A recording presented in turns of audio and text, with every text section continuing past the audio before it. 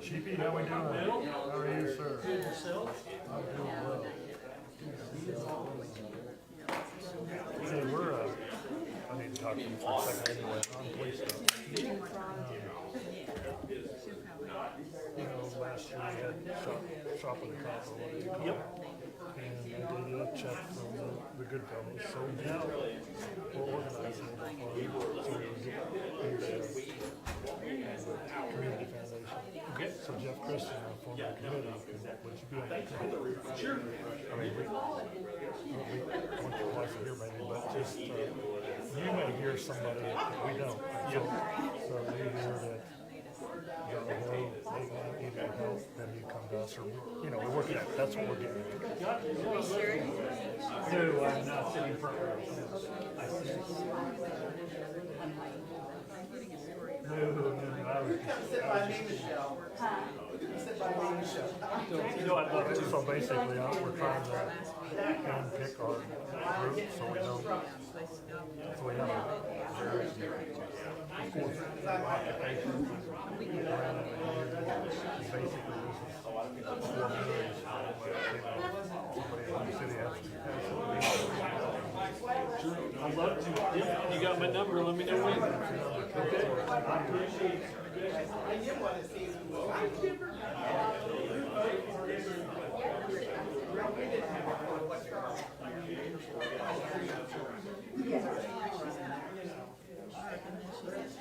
Jerry, how are you?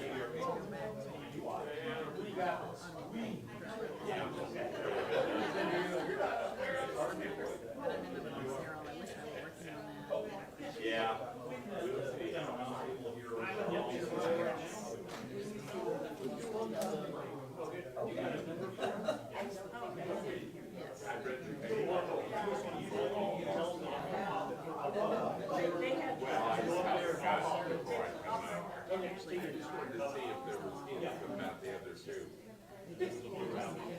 They're all three the same.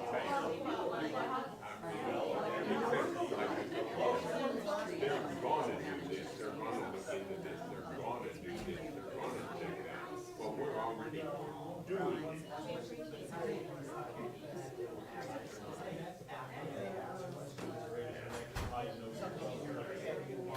If you have some questions, you've been so helpful in building relationships.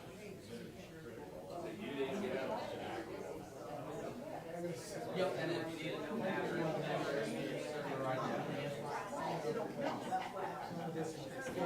We talked about that. Well, and then we'll have that one that they have to raise.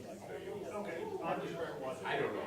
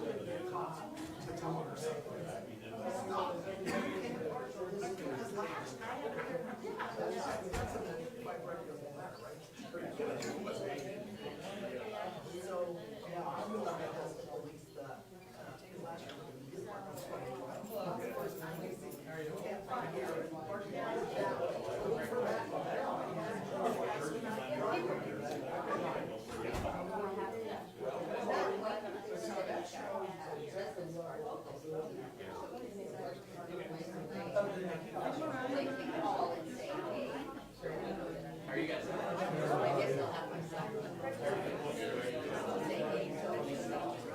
Hello. How are you doing? Good, you?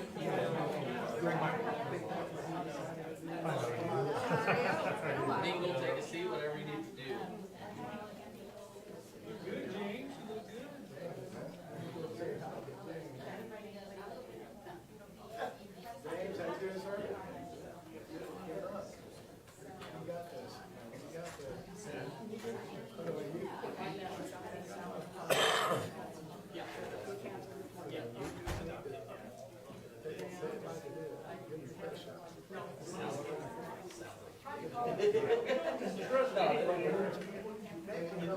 Yeah, I know, right? Now that you say Do I need a paper? You're looking good, okay. That's the question. You need then I need to question. You need to listen to the boss. I do. Because he has an awkward background checks on it. Oh, absolutely. It's Bill just walking and sitting. Right now, it's Oh, yes, they do.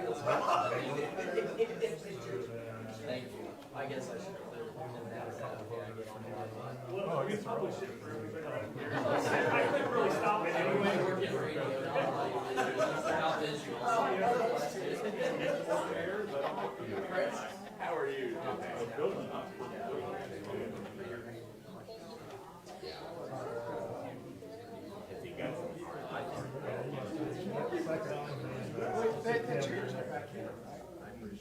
Well, they're here. We gotta get more out. We get them out here. Okay. I pulled you out, it looked like I stopped. We'll have it more out. I told him when we're in his court. No. So be careful.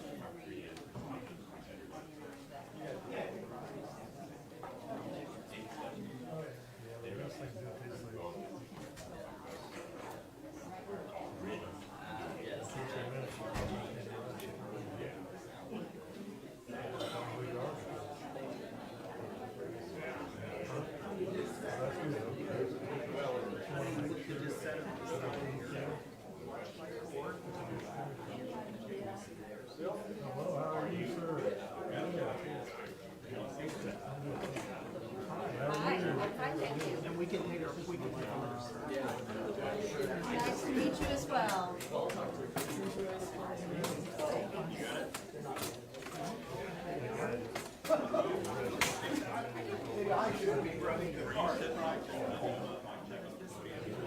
Very nice.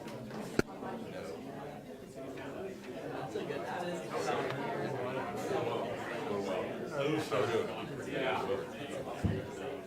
Huh? I misread, yeah, absolutely, absolutely. You know what I see, just set up, Test 1, 2, 3. Test 1, 2, 3. Test 1, 2, 3. Test 1, 2, 3. Yeah, I think it could be better. These are not too bad. I think these are pretty good.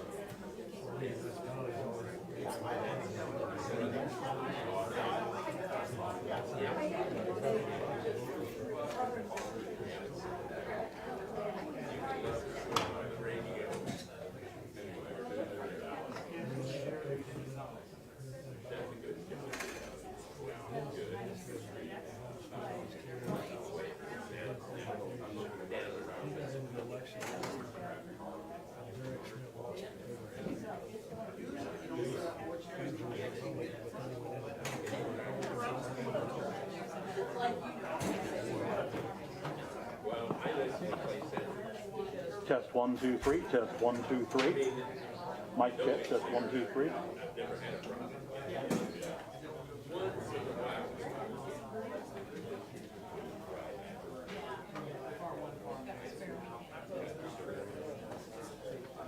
Will says this mic is hot, but if you don't want to use that mic, here's one for your hand. Mic can be as loud as you want. Okay, that's fine. Yeah, because I don't think it's. It doesn't project as well. He said that's hot. If you can use that. Or pass around or walk around. Test 1, 2, 3. Oh, that's much better. We can hear that throughout Marshall County.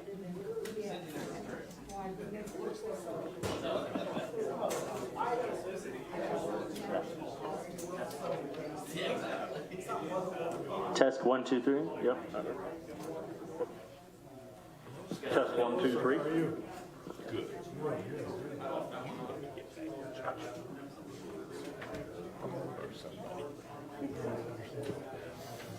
Wow.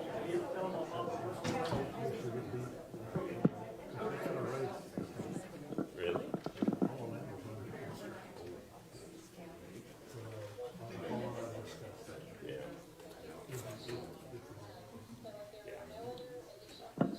And since I won't catch you individually, candidates, we do have assigned positions up here. You're welcome anytime or sometime before 7. There's no hurry, but any questions I can answer.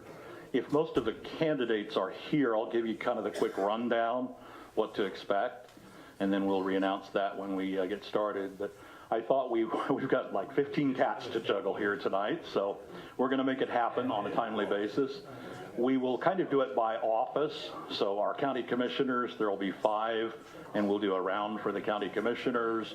Sheriff do their own, district magistrate, and then I think we have a potential of 5 state senate. So we'll cluster our questions by office. So we'll do county commissioners first, county sheriff, magistrate, judge, and then our guests for state senate. I'm looking at a 2-minute introduction, up to, don't have to use it all. We'll give you a little time cue just so we don't get crazy on the time, but anything up to 2 minutes. We're going to try to be really flexible. We have some panel prepared questions, probably 3 or 4 for each of the offices, and we'll just kind of take those in order, in rotation. And then at the end, we'll ask if there are any public questions. We'll have them jot those down. And as time allows, we'll just do kind of a lightning round of 30 seconds apiece. I don't want to get anywhere close to 2 hours tonight. You don't either, so. Any thoughts, any questions? I'm Bruce Dierking. Happy to address those, and we'll get the show on the road tonight at 7.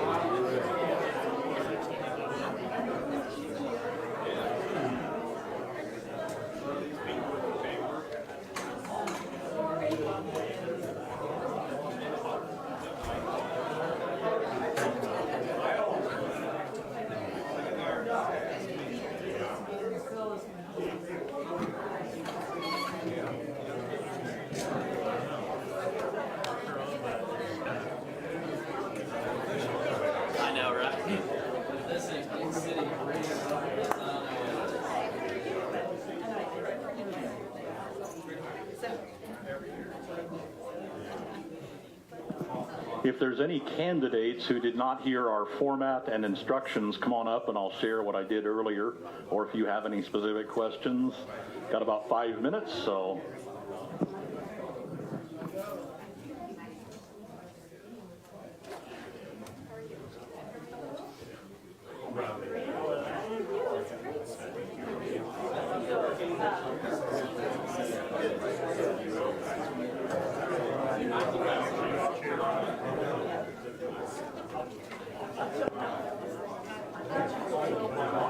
Absolutely.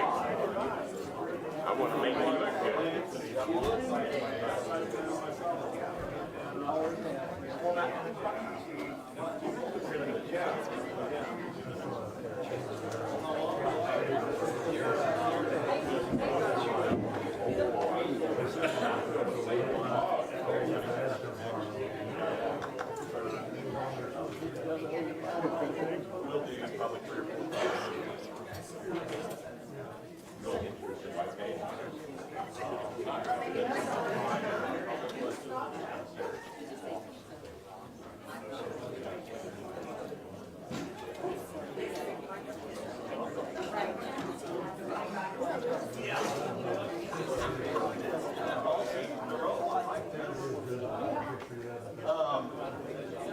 When you do stop, green is on, and you might want to kind of slide it up a little bit and work the microphone.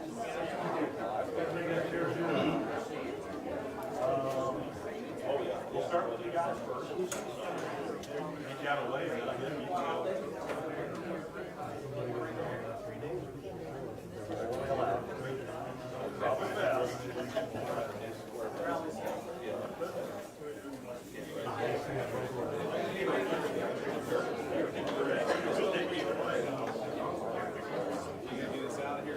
Make sure you grab mine too tonight. Closer to the hour if I can.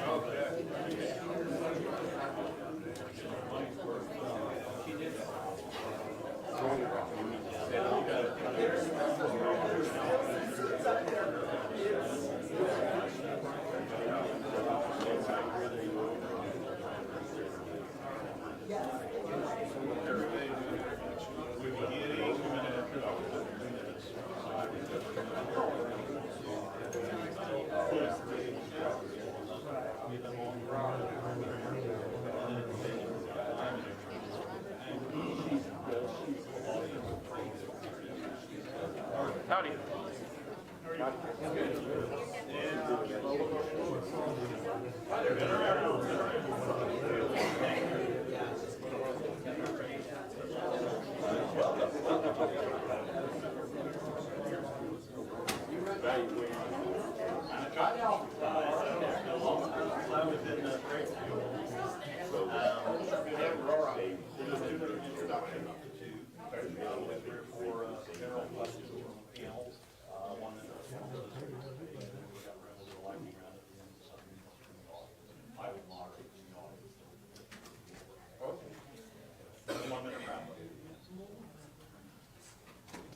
Y'all hear me?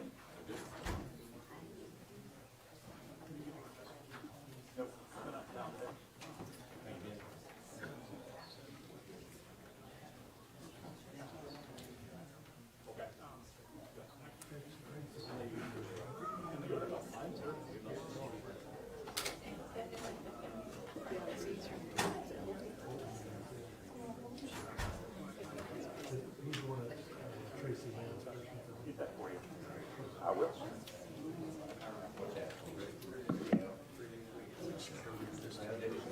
You guys got any questions? I don't want the front row. Three tiers.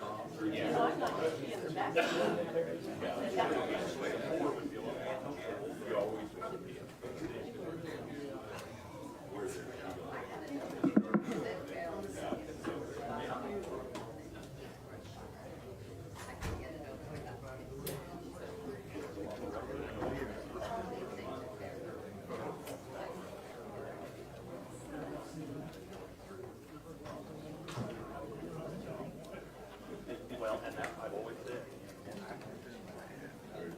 Close, don't stop. Okay, start on time, end on time. I'm of that philosophy. We do have some people drifting in, but we do have some extra chairs in the back. There's some on the side, but we'll get the show on the road tonight. Sarah said, I don't know, she suggested 4 or 5 hours on the marathon tonight. I said, can we at least go down to 2? So that's our goal, is to get you in and out on a timely basis tonight. We all have things to do, but we do want to allow time. We've got a terrific group tonight, and I guess I was pleasantly surprised that we could get everyone in the same room. I think we may be only short 1 or 2 candidates. So terrific turnout tonight, also from the audience, and we welcome everyone here tonight. We encourage your participation, but we also have to manage the logistics of things. So if you have questions, Max has some, I don't know, he's got some paper and pencils back there, and you can just kind of come and go at your leisure. We are going to go through a format with some panel prepared questions, and they may cover what you're thinking, but if they haven't covered what you're thinking, jot those down, and along the way we'll do a couple of pickups on those, and we'll try to cover at least the ones that have the majority of interest. By way of welcome, I'm Bruce DeArking with KNDY. Sarah Kessinger with the Marysville Advocate has been very helpful in setting things up. Chris Panbacker also on our panel as far as preparing questions, and we appreciate that. Other thank yous to Danny Ackerman and his crew back there with BVTV. We are, I believe, live tonight on their YouTube channel. And Max is working on Facebook through KNDY. That's kind of a trial run for us, and then we'll record and use some of the sound bites tonight. So lots of media coverage. The Marysville Advocate is here, and KNDY Radio, and BVTV, Blue Valley Technologies. So again, we welcome you. Our format tonight, just to kind of keep things flowing in somewhat of a logical fashion, will be by office. So I have District 2 and District 3 county commissioners, a total of 5 county commissioners, and we'll start with these guys. And then we have 2 candidates for county sheriff and 2 candidates for district magistrate judge. And then we will put the state senate group together, 3 or 4 tonight, and we'll just kind of lump them because they're all one state type office. So that's our format. We'll do a 2-minute introduction for each of our candidates, and we'll go in alphabetical order. So first one sitting will be the first one to start, and on the next question we'll go to position 2, position 3, etc. I'll try to keep track of that tonight. If I get out of order, let me know. But we want to make this a friendly format. We want to make it an informative format. We want you to be as involved as possible, but this is a forum. This is not a debate. I am hoping the candidates can stick around for a little bit at the end tonight, and if you have individual questions, good time to ask that. I might add, the Blue Rapids community is having another forum. That is Sunday afternoon of the County Fair Parade, which would be a week from this Sunday, 3 o'clock at the community center. And so candidates that will be there, I think the invitations have been extended. And the other last forum at the Land All Lanes, that one was combined with this tonight. So that was through the Republican Central Committee. And among our thank yous, we appreciate the refreshments tonight. There is bottled water. There are some cookies and treats over here. So as you'd like, you can certainly make your way if it's not a distraction tonight. Cell phones off, if you would please, or in silent mode so that we don't interrupt. And without any further ado, we will get started with our county commissioners. I do have some little bitty name tags so they knew where to sit. You probably can't see those from the back. So as I introduce, you can just raise your hand really quick. And we'll start with District 2, Fritz Blasky. And he is the incumbent, challenged by Clayton Dick and Greg Meyer. For District 3, Keith Bramhall is the incumbent, challenged by Austin Klein. So, gentlemen, county commissioners, Fritz, you're first by virtue of B for Blasky. What do you think are the top 3 responsibilities for a county commissioner? And we'll let each of the 5 of you address each of these questions up to a minute. Sarah will give you the high sign when you're getting close. What do you think are the top 3 responsibilities for a county commissioner? Probably, first of all, financial. We have to use your tax dollars as conservatively and as we can, and I think we've been doing a pretty decent job of that. Second is probably county safety, which will kind of get into the courts and the police systems and stuff like that. which the sheriff's office is under the commissioners. Even though the sheriff is an elected position, we still handle their budgets and stuff. And the third one is just community service. We offer a lot of services. We have the county blacktop roads are in pretty darn good shape now. We have one more, the Oquito Road to do this year, and then the Cottage Hill Road next year, and they'll all be done with their overlays, and then it'll be sealing and stuff. Services such as the health nurse, I hope many of you have been down. That's the signal. Okay. And you can finish your sentence. I'm not going to cut you. I'm not going to cut your microphones. And here I violated my own plan and didn't do the 2-minute introductions. County Commissioners, if we'll finish with this pretty broad question, it's probably a good lead-in to your introduction.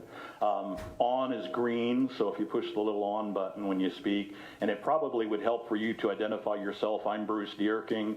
That way the ones in the back can know who you are. So we'll keep going down the County Commissioners with our first question, and then I'll revert back to the introduction. So Clayton, if you'd like to go ahead. Yes, I'm Clayton Dick, born and raised in Jackson County, running for 2nd District here. I am all about the safety in the jail, out of the jail for the people of Marshall County. I'm not only going to serve as District 2, but I also want to serve as the complete Marshall County citizens. We need to have our finances in order when different things come through the district here, through the towns, the townships, and whatnot.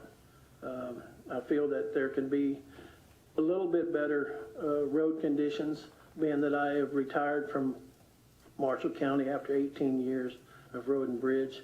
I feel that there could be a lot of money saved and better road conditions. Thank you. All right, Greg, what are the top 3 responsibilities for a county commissioner? Hello, I'm Greg Meyer, running for 2nd District County Commissioner, born and raised here also. The first one is the budget. You have to definitely follow the budget for anything to happen in the community and make things flow like they're supposed to. Second is economic development. You got to have good economics to get people to come to the community so your communities can grow. And third is the public works department. You got to have good roads. Got to have good infrastructure to keep people coming here. And these 3 candidates are in District 2. On to District 3, Keith. Yes, Keith Bramhall, District 3, incumbent. Kind of had the same things as Greg did right there, jotting some notes down. Obviously, the budget. I mean, that's our main focus is your tax dollars, and make sure we spend them wisely and get them distributed out to all the different agencies that we take care of. Economic development, to make sure that we bring businesses in, not only bring them in, but keep the ones that we have. And that's one thing we've worked really hard at with different programs that we've had. Also, our neighborhood revitalization has been a big plus for people to build houses, and the new infill neighborhood revitalization that we started is really good. So that's going to help maintain our towns, clean up the empty lots and things like that. And then also the infrastructure. I mean, make sure, we are a rural county. Everything that we do revolves around agriculture in Marshall County. And so we've got to make sure that our roads and bridges are good. So thank you. All right, Austin. As it's been spoken, the budget is always a top priority. It allows the county to run off of things that they need for sure. One place I'd sure like to address would be the technology and better advertisement availability for the in-county folks, and as well as bringing in new people, keep up the technology and so keep everyone safe through the community, within the jail or within the community. And as everyone stated, the roads are a crucial part of the county that keep us rolling right through it. So we got to have good roads for the transmission of all the grain that comes through and all the farms and everyone on their vacation and personal vehicles. Thank you. All right, gentlemen, thanks for accommodating my oops. Clayton, we'll start with you, the number 2 position on a 2-minute, up to a 2-minute introduction, and anything you'd like to share tonight. We'll just work down the line and end with Britt Fritz on this one.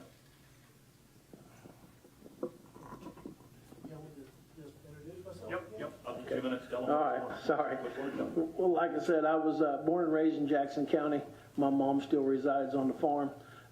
Married Darla Anderson in '92, and lived in the community for a long time now. I don't know what else to say other than, like I said, it's been a good community to me. I've enjoyed everything. My wife's a big supporter of Nickel Day. We do a lot for the public. Everything that they've given me, we've tried to put back into Marshall County. So that's about it. Thank you. Again, I'm Greg Meyer. Born and raised in Marshall County. Grew up on a family farm southwest of Marysville that I now operate as a third-generation farmer. Have farmed full-time since '99. My wife Jen and I run a seed business west of Marysville here. My wife also owns Raleigh's Designs in Waterville, which is a screen printing business. I'm running for county commissioner because I have a desire to build a better future for my county and community. I am dedicated to listening, to follow through, and enhance the communication between the community's concerns and our local governments. I will provide a voice to constituents and have the desire to make some needed changes in the community. I am qualified, competent, and capable of making change in our local government. Thank you.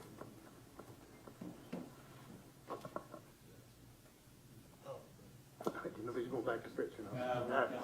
Okay. All right. So Keith Bramhall, born and raised Marshall County, lived here all my life, just east of Vermillion, down there in the southeast part of the county.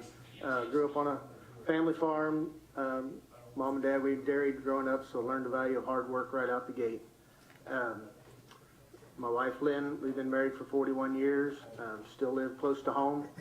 We have 2 children, 2 grandchildren, a step-grandson. So obviously the grandchildren are more important than anything else right now. So, but no, went like I say, grew up around there. I served on the school board before becoming a county commissioner for 16 years for USD 380 school board. I was a president for 7 years. I was the chief negotiator for 15 years. Handled a lot of personnel issues throughout the time. Learned a lot of things, how to handle those problems as you go forward. Of course, the 6 years that I've been on the county commission now, obviously we've had quite a run. I think I had 3 meetings before our former county clerk was arrested, and so dove right in, feet first into the fire. So it's been a kind of a long journey, but I've learned a lot throughout those times of how to handle certain situations and all the situations that arise. I think that more than qualifies me for that. I've also officiated basketball for high school, junior high for 38 years now. I've been area supervisor for officials for Northeast Kansas. I've done that for 20 years. I put on different clinics to help start young officials and things like that. So a lot of interaction with different people. I've built a huge network across the state, not only with county people, but with school board and school district people, so I can always have someone I can reach out and find to help with answers. If I don't know that person, I can call someone who can tell me to call someone. So I've got a big network, so thank you very much. I'm Austin Klein, live down south of Frankfort, where me and my wife Shannon live for the past 17 years. We have 2 kids, Dorothy and Carter, and they're home working on their 4-H animals. Get to the fair next week. Grew up in Potawatomi County and moved to South Frankfort there after graduating K-State. Been involved with driving the school bus past 7 years or so there for Frankfort. Been also involved with helping community charities and stuff with fundraising between helping at some events, auctioneering sale items, and helping raise funds for their certain benefits. Come into the commissioner race to help update the county for what we need to look toward the future and keep building the county and make it a more desirable place for people to come reside, come visit, and invest money for the businesses in the county. Thank you.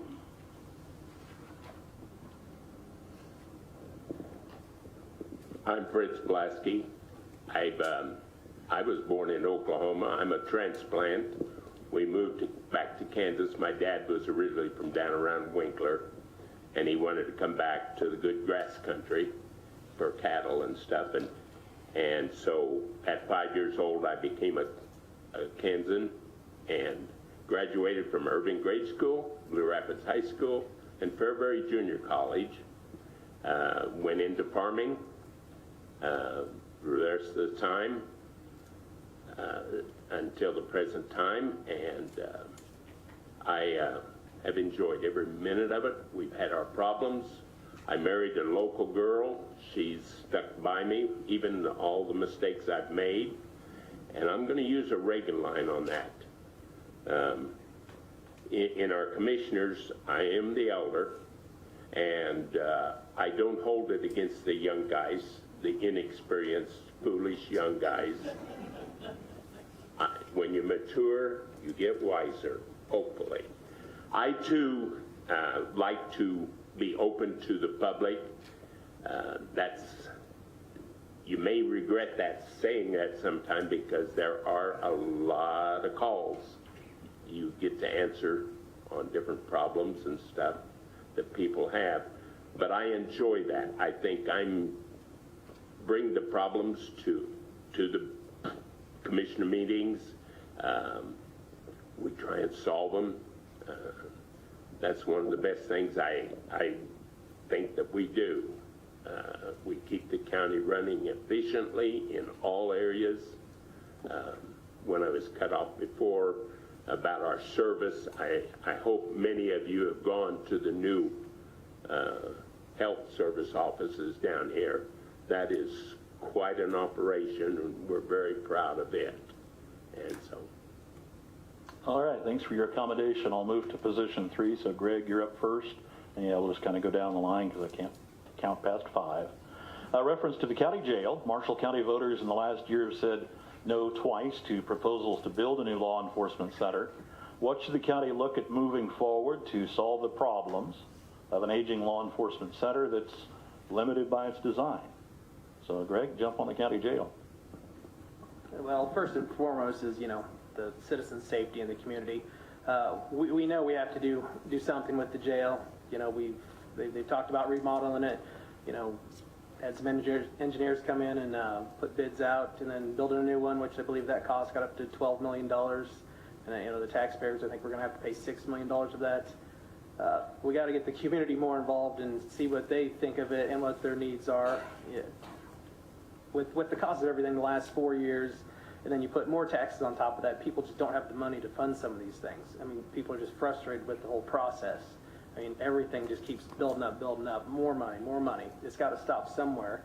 But again, we have to do something to the current jail. I think would be best if we build a new one, just because you run into a lot of problems remodeling stuff that you might not know that's there when you find it. Thank you.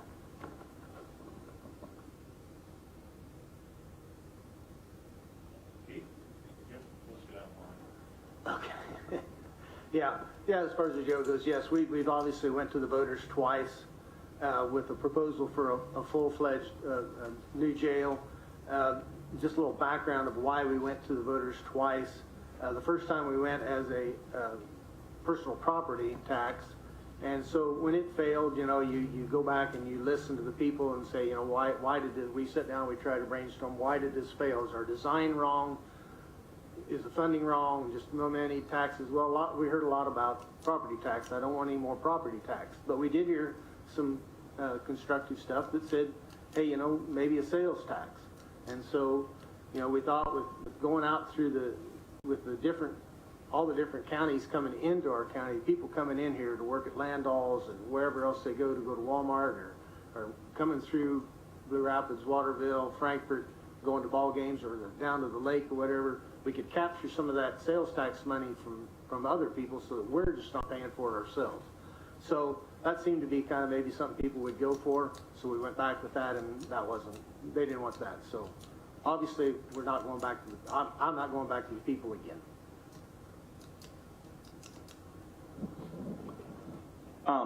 I walked through the jail yesterday with the sheriff, and you definitely saw where major improvements need to be made for the security of the community and the security of inmates and the personnel working in the jail, both dispatchers, receptionists, and the jailers themselves. We definitely have to look at the different options and figure out the best and educate the community on why it is needed for the safety for everyone, not just because we want a fancy new jail, or if we can add on to a certain section and make it safer for everyone that the community is able to accept would be the best thing. Just educate the community more and figure out what is acceptable to move on, because we definitely need to do something. Okay. Well, I'm going to have to side along right with Keith, because we've gone through this together. We've explored this and we've explored that. I once had a problem with a house, an old house, and talked to a contractor, and we wanted, there was no insulation, and expand a couple of rooms and stuff, and he says, well, you're crazy. He says, anytime you remodel, on a major remodel, he says, it's going to end up costing more than new. And through the years, I've found that that's probably as true a statement as I've ever heard. We might have to change our designs and stuff to build new, but I am definitely for building new, making it correct. We've had people tell us that the current jail was a building with a jail stuck in it, and that's not what you want to have. You want to have a good jail.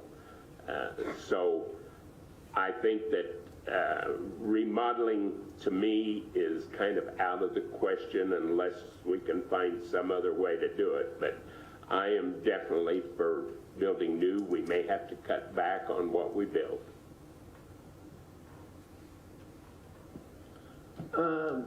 Do we need a $20 million jail? I don't know. Probably not, but we do need to do something. Being that I work for the Road and Bridge, I have been put in that position before to go down and weld stuff, fix floor grates through the road crew. Yes, it does need fixed. Like I said, the USDA, I think you can get some grants. I think we had a grant before this that we possibly could have got quite a few $1 million, $5, maybe $6 million in that aspect. Maybe there's some outside research that we need to do, but the safety of the inmates, the safety of the people that work there is most important, because we do not need people getting loose like we've had before and jeopardizing the community. Thank you. All right, I think everybody addressed that question, so we'll go to position 4. Keith, you'll lead off on this, and we'll work our way around. Has to do with budgeting and the mill levy. Kind of a convoluted introduction here, but in recent years, Kansas legislature has established the revenue neutral rate, requiring counties notify taxpayers about the rates. Revenue neutral is the amount of mills it would take with the current assessed valuation to raise as much money as the previous year's mill rate. As you build a budget, how concerned would you be with keeping the mill levy at the revenue neutral rate? So in summary, your comments on the mill levy, and I'll let you take it from there. Okay, thanks, Bruce. Yeah, so look, the revenue neutral rate, for whatever reason, was put in for transparency. Well, there's nothing more transparent about our taxes. You get a valuation early in the year, so you know right away if your valuations go up, your taxes are probably going to go up. So yes, the revenue neutral rate maybe holds us a little more accountable, but not really. At the end of the day, we have to spend your money wisely. So as we build the budget, as I learned from years and years of working on budgets, you kind of work that backwards. You get to the point where you want to be, you put your mill rate where you want to be, and then work in to put your dollars and cents in to get to that point. Yes, we try to stay right around the revenue neutral rate all the time, but we were doing that before the revenue neutral rate came in, and all the revenue neutral rate did was cause a lot of expense and a lot of extra work for the county clerk's office and county employees. By they have to send out notice to everybody. So, you know, we started out, I think 6 years ago when I was there, we started out, our mill levy was 51, we're down to 44. So we've done a good job of keeping the mill levy down as we go through. We've reduced it every year to help stay within the budget, so. The mill levy, as Keith stated, is going down, or they've been working on to go down, which helps, but when the valuation, everything goes up, your taxes still go up. So you try to maintain where you can on that mill levy to not increase on the taxes that are already going up because of valuation and other aspects. The mill levy just helps maintain where we need to be spending on budgets and build a budget that's acceptable for all departments and for the taxpayers, that is acceptable to them when they go to pay their taxes.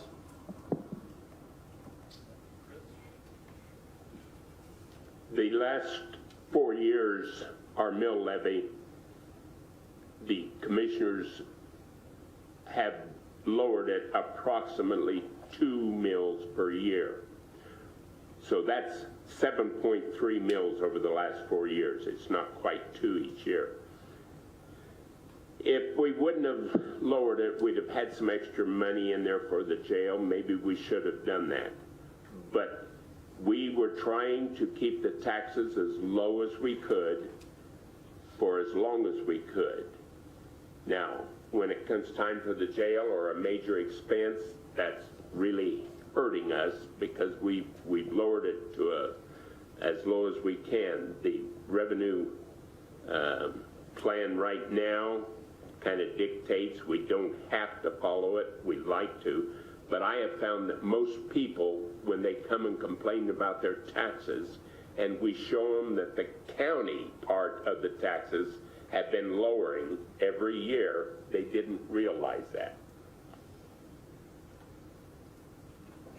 Well, you got to forgive me on this budget deal. I've got the budget right here in front of me.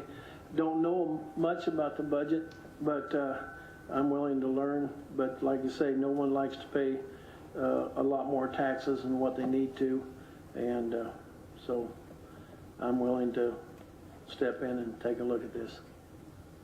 Right. Yeah, when it comes to the budget, you got to definitely be fiscally responsible for the county. They've done a good job on the mill levy, keeping it down and actually lowering it.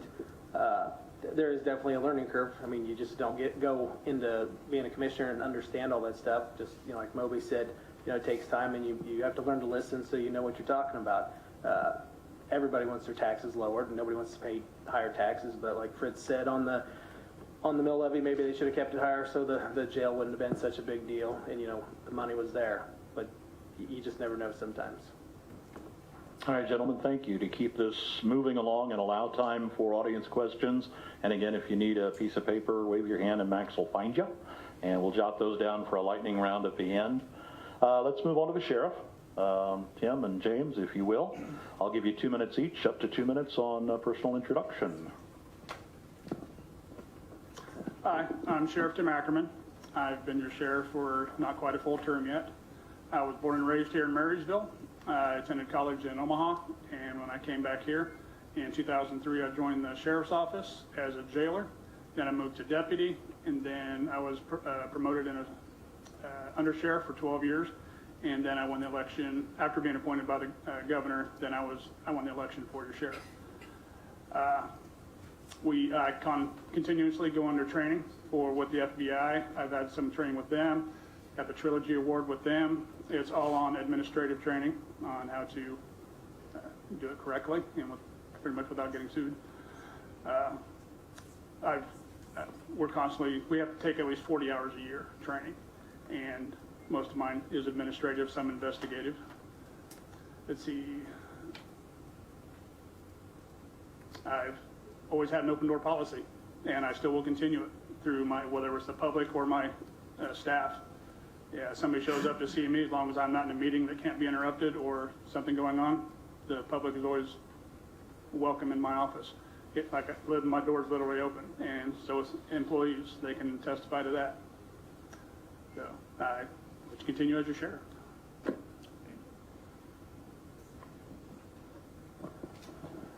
Hello, my name's James Lease. I'm running for sheriff. I was born and raised in Marshall County. I grew up on a farm by Bremen. I have a bachelor's degree in criminal justice. My wife and I own Sunflower Medical Clinic. I just recently completed a 22-week course at Northwestern University. It was a class dedicated to teaching how to be a chief, a sheriff, talk about budgeting and everything you need to know to be an administrator. One thing that we are always challenged is what can we do better? How can we be better tomorrow than what we are today? Additional training, always striving to be someone better. I will continue to push training, whether it be for the jail staff, the dispatchers, the deputies. I mean, it can be as simple as training CPR for all jail staff. I mean, I think it should be a requirement. Dispatch, they're the first lines. That's who you call and talk to. Why shouldn't they know how to do these things? Just thinking outside the box, learning how for corrections officers do jail extractions, stuff like that. So, thank you for your time.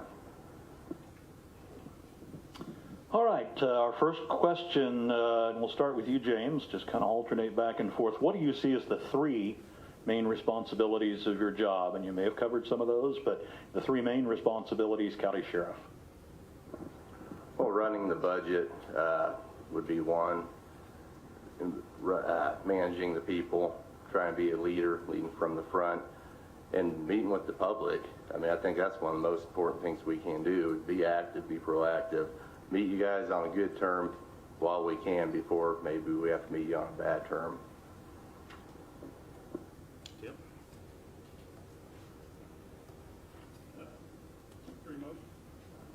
Okay.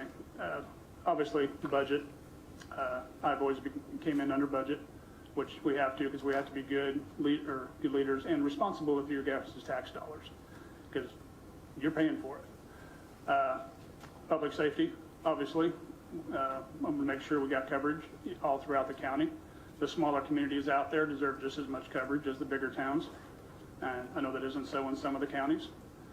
Let's see, in managing my people, most of them are well trained, including the dispatchers, and I just hired a few jailers, so they have to be trained yet.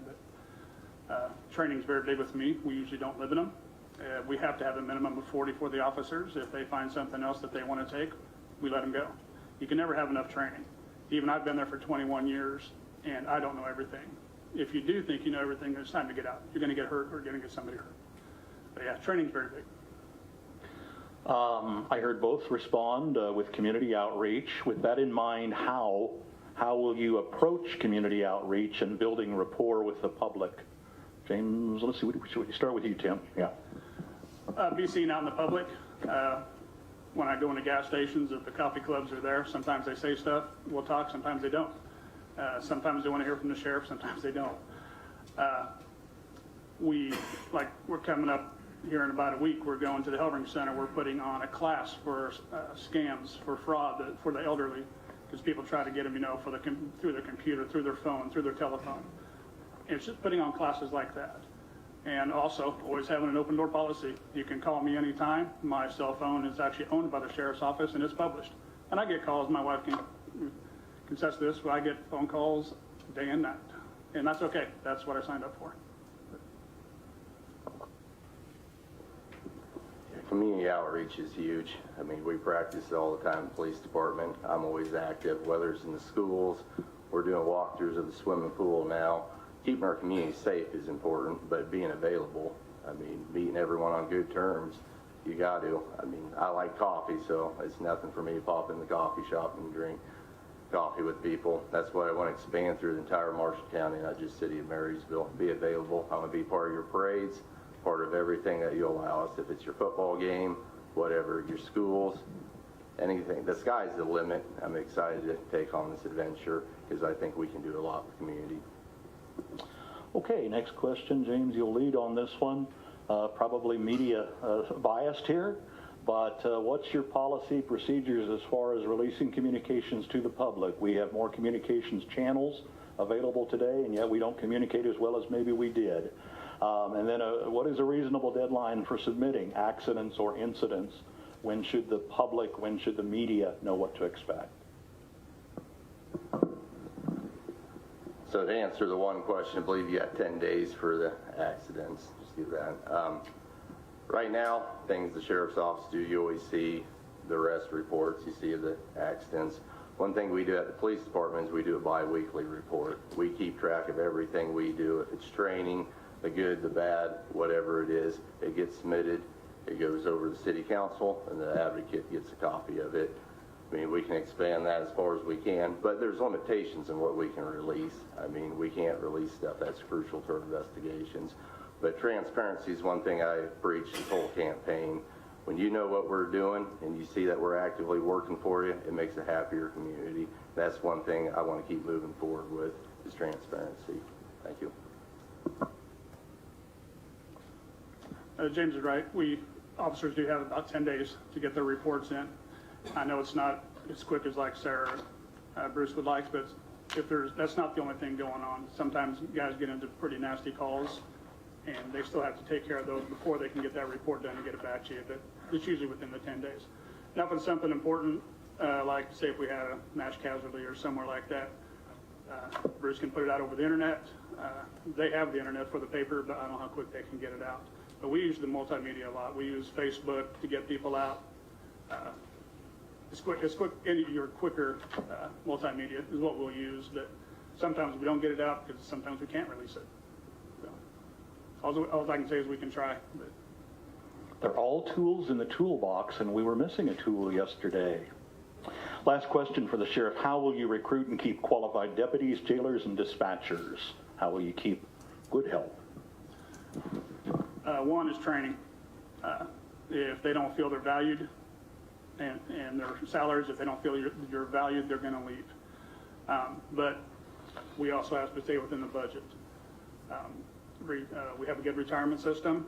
Now, if we could ever get a change to KPNF, that would even make recruiting deputies even better. It's only open to deputies. It's not open to like dispatchers and jailers. That would help me bring people and retain people if I could get that. Make them feel like that they're valued. Yeah. Value is important. I think leadership, true leadership, is what people strive for. They want to know what the line is. They want to be able to be held accountable. They want structure. I mean, most of our hires, I mean, I don't want to sound wrong, but it came from the sheriff's office these last couple of years. They wanted our leadership. They wanted our structure, and we're doing good. I mean, that's the stuff. It's true leadership. I'm not above helping the jailer make a sandwich if that's what it takes to get the job done. I'm not above hauling the trash out. I think by leading by example, that's what people want to see. Of course, pay does help. KPNF retirement would be a great benefit too. Thank you. All right, thank you, gentlemen. We'll move on to district magistrate judge. We have 2 candidates, and I'll allow 2 minutes, up to 2 minutes for introduction from each of you. Angela, and then Mike. Can you see me? Yeah. My name is Angie Heckey. I am lived in Marysville for almost 30 years. My husband Greg and I have been married for 38 years. We have one daughter who graduated from Marysville High School. She lives in Columbus, Ohio now. I received my undergraduate education at the University of Nebraska at Kearney, a comprehensive degree in criminal justice, followed by master's level training in the School of Counseling and Educational Psychology. I have had the unique opportunity to work in every aspect of the criminal justice system from the ground up. I dispatched my way through college. I've worked for lawyers. I have worked in a prison. I've been a police officer, and now this. and I have been doing this job for 19 years. I ran because I was asked to run and to continue to run until I'm ready to retire. I try to serve the people the best that I possibly can. I have a unique, we have to follow the judicial canons, so we're limited in certain things that we can and can't do. And you have to always be aware of that. But we've made Marysville our home. We own business here, and it's been a pleasure to serve you for these last 19 years. Hello, my name is Mike Vermetten. At 8 years old, we moved to Waterville. I'm a graduate of Valley Heights High School. Upon completion and graduation from Valley Heights High School, I went to Hutchinson Community College, played some football there, received my associate degree in criminal justice from Hutchinson Community College. At that point, I met a young lady who ends up becoming my wife, and we had a strong desire to move back to Marshall County. However, I started out my career there in Cloud County Sheriff's Department as a jailer. Did that for a couple years when we made the decision then to move back to Marshall County with a strong desire to raise our children here. I have 4 daughters. They've all moved on to college except the youngest, who is a junior next year at Valley Heights. Been a football coach for 10 years, Pee Wee football. Did that for about, probably about 6-7 years ago. I concluded doing that. Been a hunter safety instructor for a decade. Been on the Waterville Volunteer Fire Department since 98. Was an EMT for 13 years.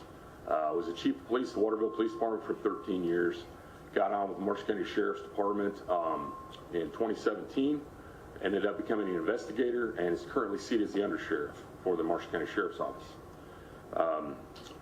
Sit on the Valley Heights School Board since 2011.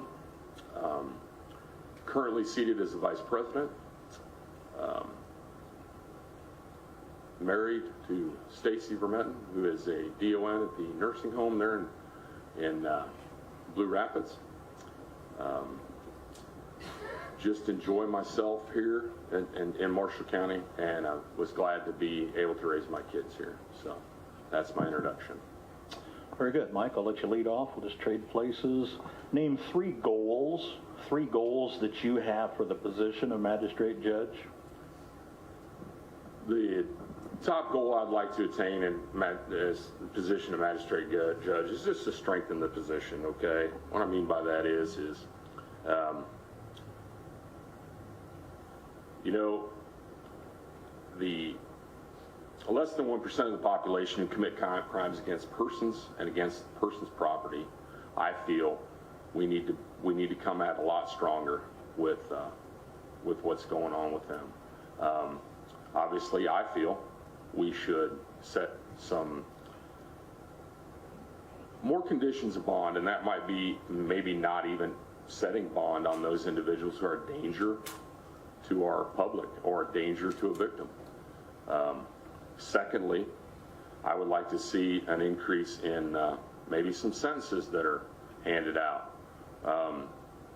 Not always going with the lowest common denominator. Let's maybe strengthen those sentences, okay? And then in maybe some situations with probation, maybe that shouldn't be granted to individuals who's already been granted probation on earlier levels. And that may totally base around the less than 1%, but that's my plight.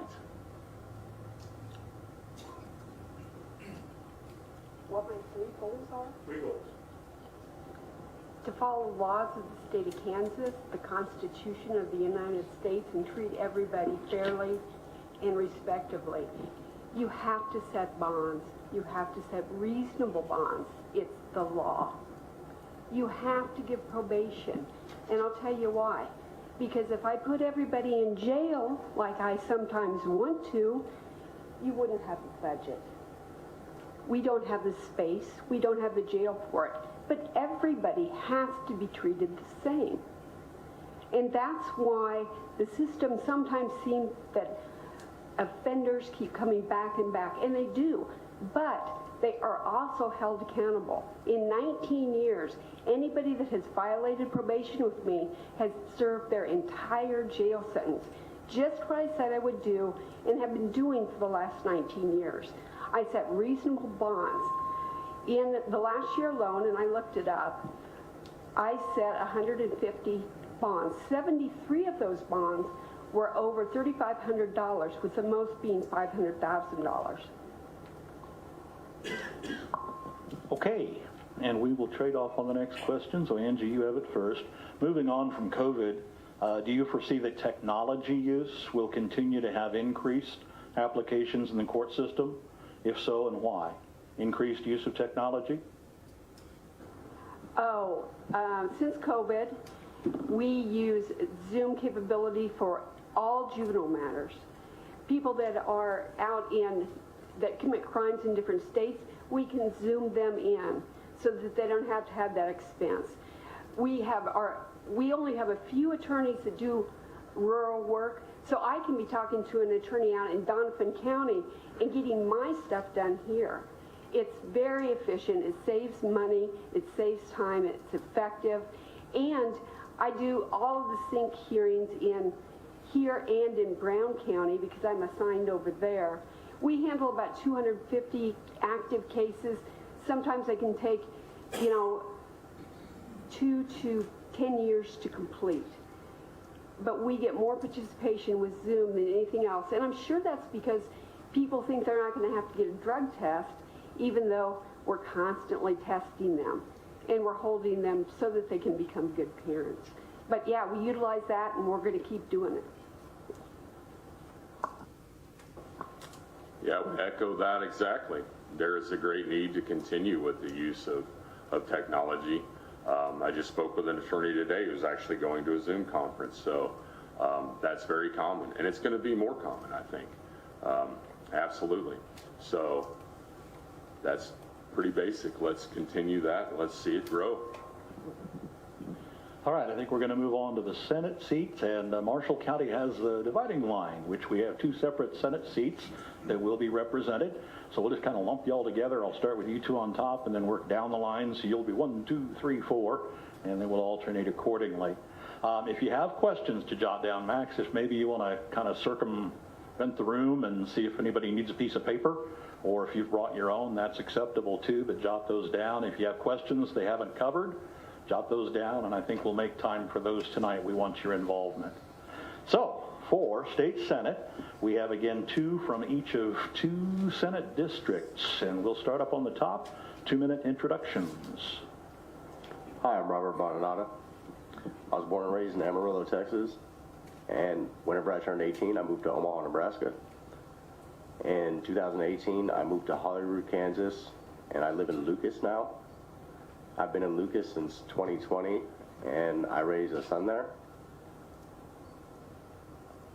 I'm running for Kansas State Senate because I want to make a change. I live in the same economy as you guys do. It's not easy. Every day I get up and I fight for everything I have.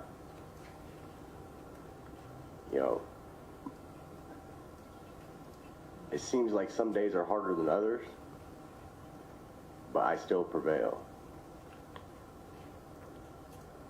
Thank you.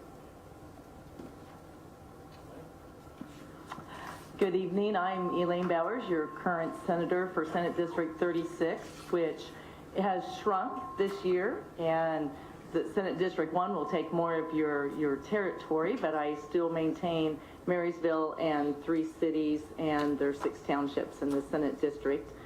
I'm one of your citizen legislators who is a business owner, so I go to work every day. I have 3 car dealerships, about 35 employees.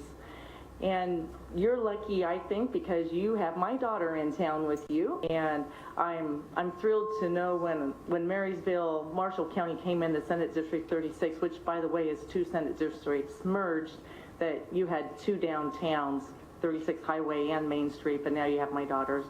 You're very good to her and her family and 3 little kids, so I truly appreciate you taking care of her.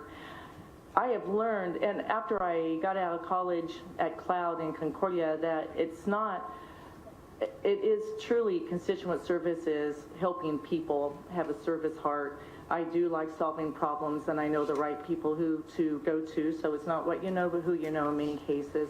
And also to fight for our rural way of life, because in Topeka, it's not necessarily Republican versus Democrat, it is rural and urban. And so we need to maintain our way of life here that we value so much, and then also how do we teach our counterparts in the city that it's not just about the east coast of Kansas, that we send a lot of food and supplies to them as well. So I'm very honored to be your senator and hope to continue to do so. Thank you.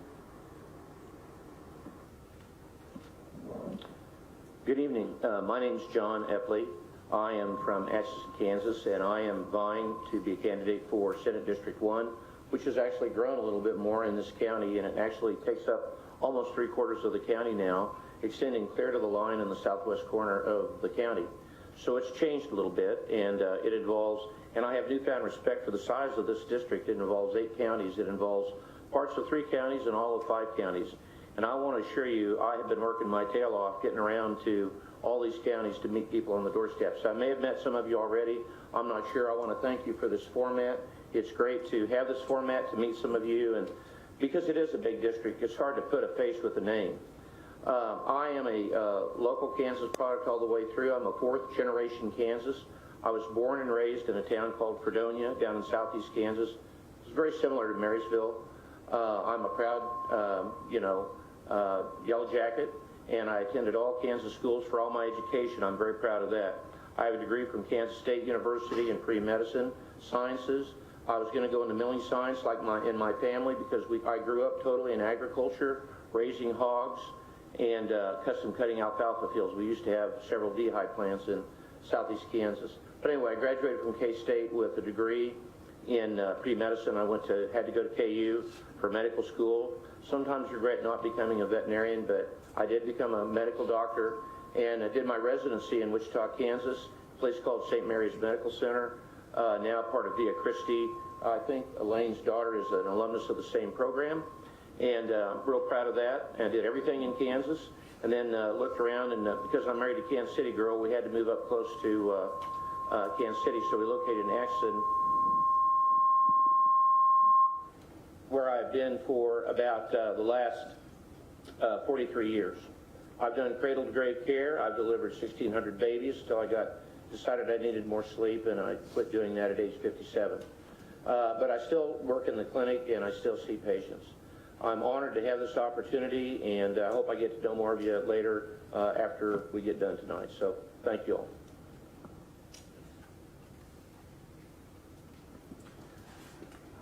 Good evening. I'm Senator Dennis Pyle. Probably heard a lot about me. I've been in the Senate for a long time. I've got a lot of accomplishments. My wife Jennifer here is on the front row tonight wearing a t-shirt supporting me. We've been doing this, like I said, a long time. We have 6 daughters. We have 19 grandchildren. Our kids are all here pretty much. We only have one daughter that's moved over into Missouri, but all of our grandkids are within 2.5 hours of us, so we're very busy with that. I am a farmer. Cattle, still have cattle, unfortunately. Found that out last night coming home from a fair parade and had the electric fence down, so had to chase some cattle this morning.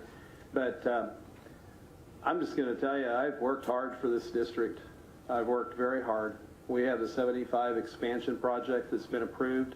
The money's been is going to be there. We're going to build that highway up to K-20 in Brown County. That's coming in the next few years.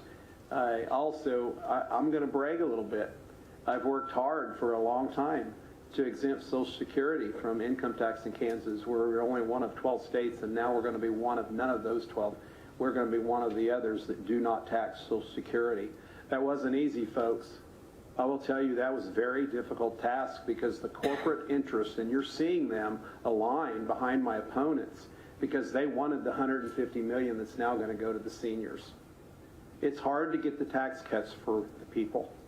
A lot of the interests in that Capitol building aren't about us. They are about the special interests. I stand up to them, and there's consequences. I'm willing to take those consequences for you and for me. But I've worked hard for that. I want to make a point. I'm I'm being opposed because I fought the 93% pay increase. I fought it adamantly, offered amendments on a Senate floor to get votes, to try to get people to see who was supporting this. I will continue to do that for you. And that's my introduction. Thank you. All right, up to 1 minute on the replies to questions. We'll start with position 2, Elaine. What can be done at the state level to improve the property valuation process in Kansas? Again, what can be done at the state level to improve the property valuation process in Kansas? Well, we have a start. Our bill, we went back with the governor's veto override. We had a new bill. So the first $75,000 of your house will be exempt moving forward with this Senate Bill 1. So that's a start. And as we left the Capitol, we knew there's more to do, so we'll work on that when we go back. I do believe, as I listen to the local officials, and by the way, I really admire everyone who's running for the local jobs, of what the revenue neutral rate law isn't working as good as some legislators had thought. So we do need to look at tweaking that, especially the postage that goes out. I understand there was a timeline problem this year with mailing these out when we got done with special session, so that wasn't mentioned strongly enough for us to fix that. So those are just some of the beginnings of it, but this is what we hear: property taxes are too high and what can we do about it? So we are still paying attention to that in Topeka, but also understanding it's a function of local government. On down the line, John. Well, gosh, folks, I'm pretty troubled over the bill that we ended up passing. It was a mediocre bill at best, and my nice opponent here wants to claim a lot of credit for that, but I guarantee you, the property tax relief bill started in the House Tax Committee, which I sit on, and we looked at Social Security over and over, and we put it in every single bill. We sent it to the Senate, and guess what? It was over, we couldn't override the governor's veto. So, you can figure that out. We've talked enough about that. I don't have enough time to go into that, but you need to understand that clearly. This is a layup. This started in the House as far as Social Security, and that's where it ended finally. And we finally got it passed in this mediocre bill that you passed. But the thing that we didn't do enough of is we did not give you enough property tax relief. As Senator Bauer so nicely said, we could have had a higher deduction on our homes, and there is a bill that passed the Senate that I'm intrigued by that is a constitutional amendment that actually caps appraised value. We have got to do something about appraised value so we don't all feel like that we're serfs or that we are renting from the state through our property tax.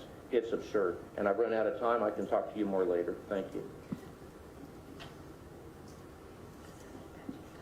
Well, there's been a lot of attempts over the years to try to get our arms around this property tax valuation system, but it is broken. And part of the problem out there is all your local governments depend so heavily on the property tax. You get out of western Kansas, that's a mainstay for them. And so when you try to do reform, you're going to have to try to face the problems that face the local governments. I've been close to those people for a long time. But I will say this. When 169 in 2023 was vetoed by the governor, that bill had corporate tax cuts in it. It had $340 million for the upper bracket. It was called a flat tax, a single rate tax. It did not have the Social Security. And I will tell you, when we met with the governor, colleagues of mine, other Republicans, that was one of the things that I said to Governor Laura Kelly: you have to exempt Social Security. And we introduced that bill before the House ever took it up, had the property tax relief in it, had all of those measures, but the Social Security was in Senate Bill 377. You can look it up, and neither the House nor the Senate took that bill up because it was the governor's plan, but it was also a plan that I had a lot of input in, and that's how we got Social Security. Thank you. Hi, Robert Bonanata.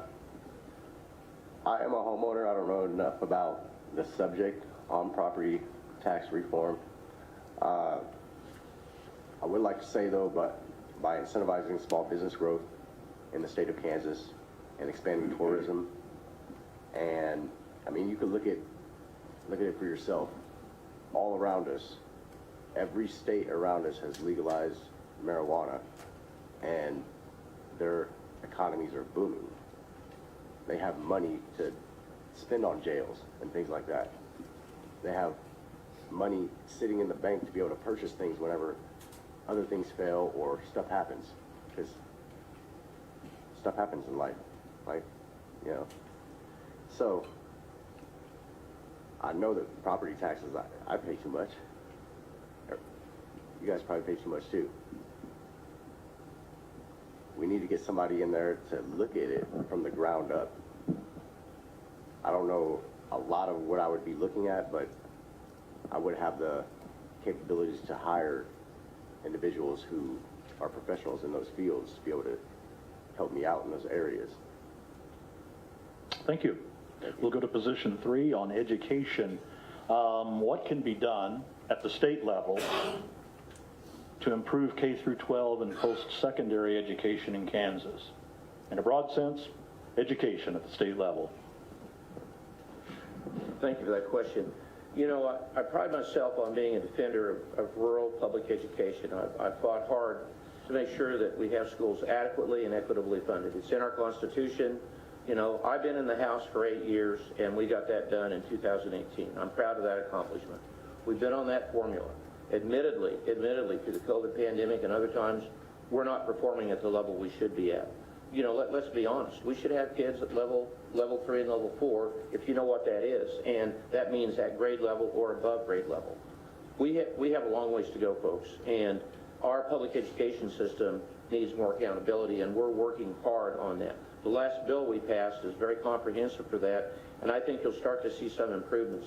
The State Board of Education is taking on some pilot projects now to try to improve that. That just happened this last year. So we need to pay attention to what's going on in public education.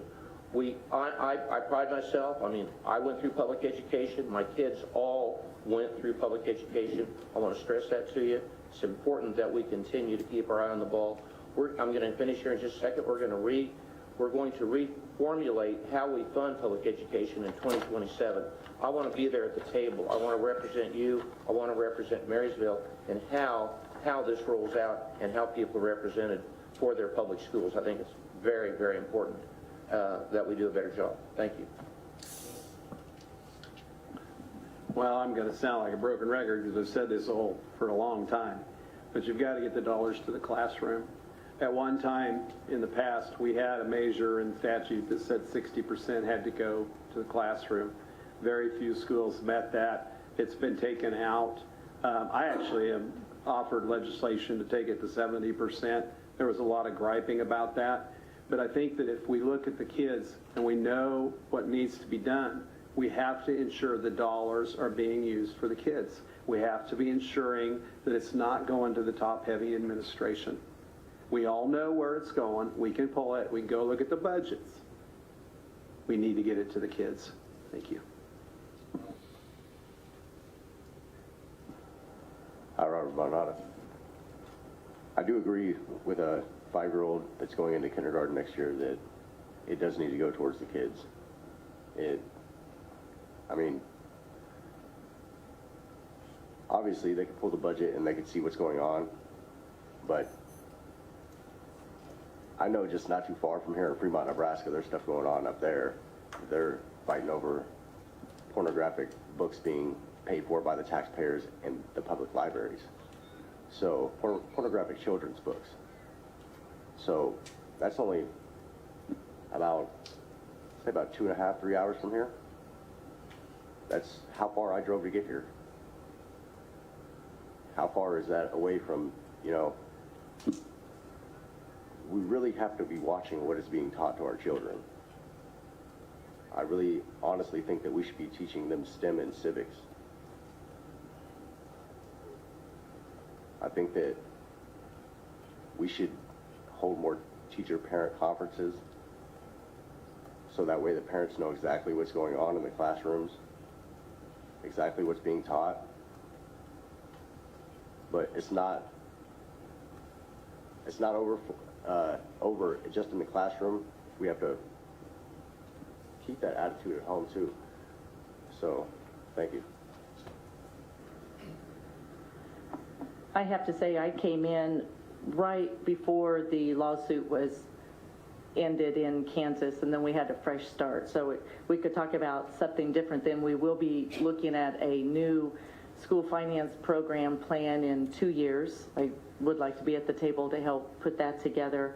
This year, we fully funded special education to the tune of $73 million. I think that's something that we hadn't considered strongly enough in the past years. And I must say there is a big difference in the way we talk to each other about our schools in Topeka, because our rural schools and our rural teachers are very different than the urban areas. And we have a lot of urban school districts that really do want to force us to look at their way of teaching, what they would like to see what education looks like. And I'm from a little town of Delphos, graduated from Minneapolis. I had 76 kids in my class. I watched 40 after I graduated, 40 years, I got to give the commencement speech, and there was about 35 kids. So watching the declining enrollment, and how do we protect our rural schools with our funding and bring that quality education on what we have and what our teachers are allowed to teach. And also the math and STEM are very important as well. Thank you. All right, thank you. Position 4, Dennis, you're up first. This is lead to a topic more than a question, but it regards health care. With regard to health care, rural hospitals, care homes, potential of Medicaid expansion, go. I've always opposed Medicaid expansion, and I think people generally have always listened to what I have to say. I believe in private sector solutions. I believe in less taxes. And Medicaid expansion is an expansion of government first. That's what it is. If you want more government, then you support Medicaid expansion, because it's actually used to be called, and still is, Obamacare 2. It's the extension of what Obama passed.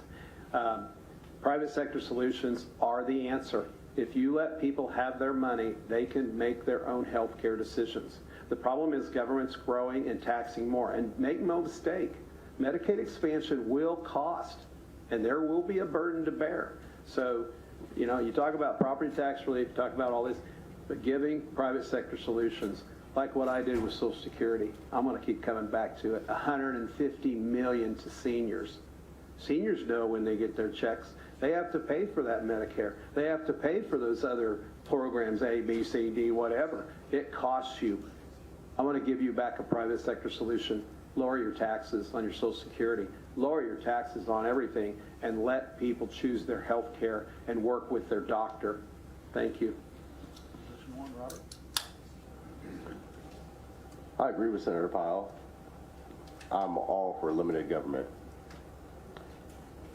I couldn't agree more. Thank you very much. Well, when I mentioned the school finance court case was finalized, this is what popped up instead. So we have been talking about Medicaid expansion for all of these years, and the trouble is we're really not talking with each other, but more at each other. We still need to be discussing what does the Kansas pathway look like. And if we have a new president in D.C. this next coming year, I imagine that conversation can look different. We are one of 10 states who haven't passed Medicaid expansion, but some of the red Republican states that have, they ask for waivers. So these waivers suited their type of health care they wanted in their states. Like Arkansas, you can use a subsidy to buy your health insurance. So there's different ideas where we can talk about what is a good plan for Kansas if we're moving forward with this. The good news this year is we did increase the provider rates to hospitals and to physicians, and that was a big step in increasing the dollar amounts we put in, to the tune of $85 million, by the way, so that we're up on more par with our neighboring states on what they pay in this. So right now, nibbling around the edges, this is what we can do. If we can find our Kansas pathway, would be great, but we need to have conversations about that. Thank you very much. You know, as a rural family physician, I've dealt with this up close and personal, and I can hear all kinds of theories and ideas. But I want to tell you, I see these people that don't have insurance, and I see them go medically bankrupt, and, you know, it's a terrible problem. And I'm not for entitlement expansion, but I'm for making sure we have access to care for our patients. I want to tell you some things we have done. We did establish a rural emergency hospital. program. It's a new reimbursement program for rural hospitals, and it's a good program, and it's going to be a program that will take us into the future. I helped author that bill and made that happen. You know, it's going to be a good thing. Number two, she talked about it. We increased Medicaid rates in the state. My goodness, we're way far behind on that. We needed to do that. That's going to help physicians and hospitals be more sustainable going forward. Okay, Medicaid expansion. My record speaks for itself. I voted for it twice in the past. I voted against it in this year's session in committee because it has no chance of passing. And until Kansas is on board with the concept and we talk with each other, not at each other, I don't see a path forward for Medicaid expansion. I wish I could see it, but you know, it's a 90-10 match, and you can argue about it, talk about it, but there are so many Kansans, working Kansans, that don't have health insurance, and I see them, I take care of them, and it is a problem. I will not vote for Medicaid expansion until it has a path forward. And at this point in time, it does not have a path forward in this state. There are 10 states that haven't passed it, and I think we may be one of the last states or the last state to pass it, and I can live with that. So I know I'm out of time. I'll talk with you more later. Thank you. All right, I think I got everybody on all of those. We've got some really good audience questions. They're topics we haven't covered. Let's call this our lightning round, and there'll be 30-second replies, so just enough to kind of get a sense of where you stand on this. And again, you can meet individually if you'd like to further expand. But let's go to first the state senators, because we're in rotation, and then commissioners are going to ask you the same question. It's regarding the transmission line corridor. There's been a proposal that's been floated for public feedback on a 5-mile wide transmission corridor that would pass through northeast Kansas.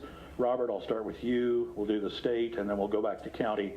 What would you as a commissioner or legislature do with regard to this proposal, and where do you stand?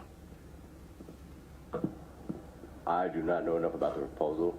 I have not heard anything about it so far, but I would look into it, and I can look into it and see what can be done about it. Thank you.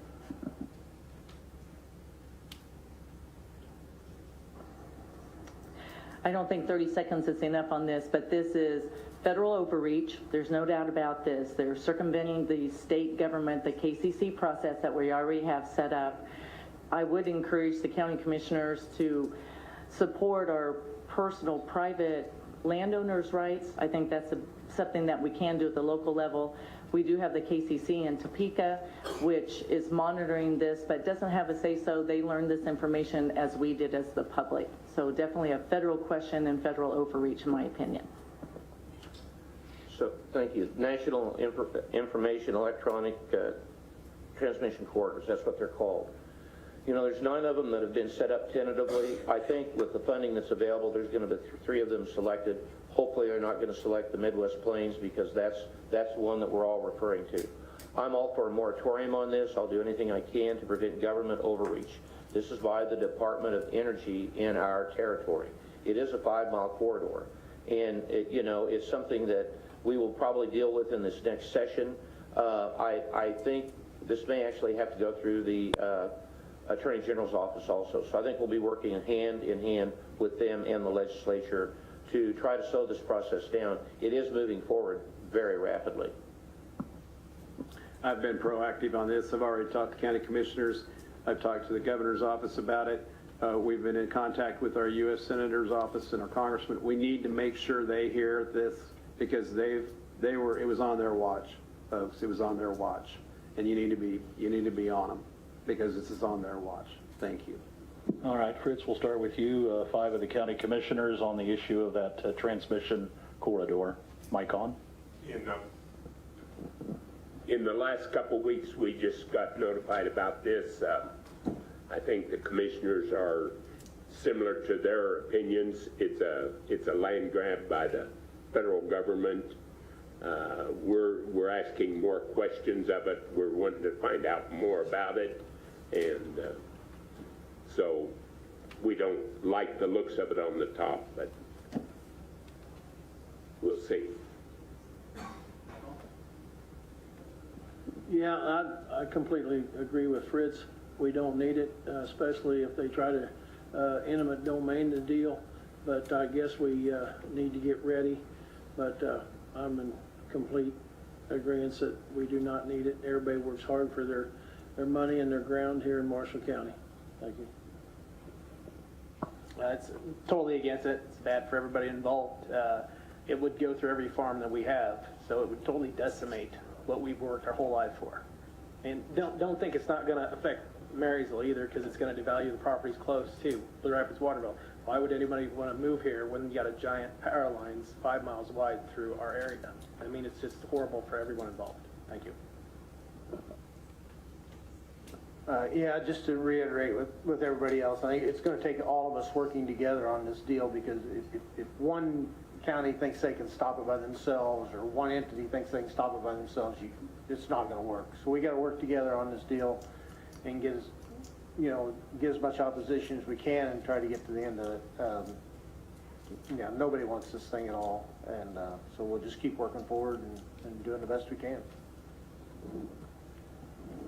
Yeah, in the grants, the county over the years had several lines come through, and that's probably getting the county kind of filled up, make room for any more, and we won't have anywhere for open space. So we're definitely against the widespread grab and stand against it.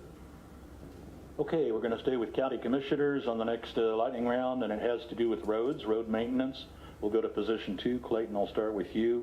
What would you do as a county commissioner to assure equitable maintenance of county roads within Marshall County? Well, one thing we need to do is we need to cut all these the potholes and chuck holes out, build up the center of the road, get more of a crown in it. We need to establish these blacktop roads, so people's coming and going with overweight loads that's not even coming to Marysville, or they're not even coming to where they need to go, like out here on the highway. They go around Marysville to get Lincoln. There's 65,000 GVW on that road. So stop them, give them a ticket, or at least quote them. So anyway, thank you. I agree with what Moby stated also. Yeah, I mean, weather events affect how the roads are taken care of too. We've had a lot of rain, the roads go to junk. Training on some of the new machines too. We need to get some better training and train. The machines can do a lot more than what we're using them for. I mean, their technology has advanced so far, and it just costs a lot to maintain them, but follow the budget and hopefully you can keep it up. Yeah, reiterate the same thing everybody says. We've been working hard on that. We try the best we can. The one thing I think people need to realize and think about is how times have changed. Our road or infrastructure was set up, there's a guy in the other day talking about his road. He said, well, it's good for a horse and buggy, and that's what it was made for back in the day. And things have changed. We're hauling 85,000 to 100,000 pounds of grain up and down these roads every day on the county roads. The farmers are doing it. And we don't haul them at 30 mile an hour, we haul them at 50 mile an hour, 60 mile an hour, and that just deteriorates the roads that much more, so it just takes that much more material, or we got to get a better way of doing it. We try to, just as I said, maintain the road, make sure we got good educated employees that are operating the machines the best of their ability, and have an eye on the road. If there's a problem, it's addressed and can be maintained as well as possible. Like Keith said, we are kind of the cause of the problem ourselves. The farmers have gone to a lot larger trucks and stuff like that. A secondary problem is we don't have the good rock material anymore. We use, some people like gravel, some people like limestone. The ones who like limestone don't like gravel. The ones who like gravel don't like limestone because it turns into dust. We just don't have good rock anymore since the Corps went in and the sand pits don't have it, pumping it out of the river and stuff.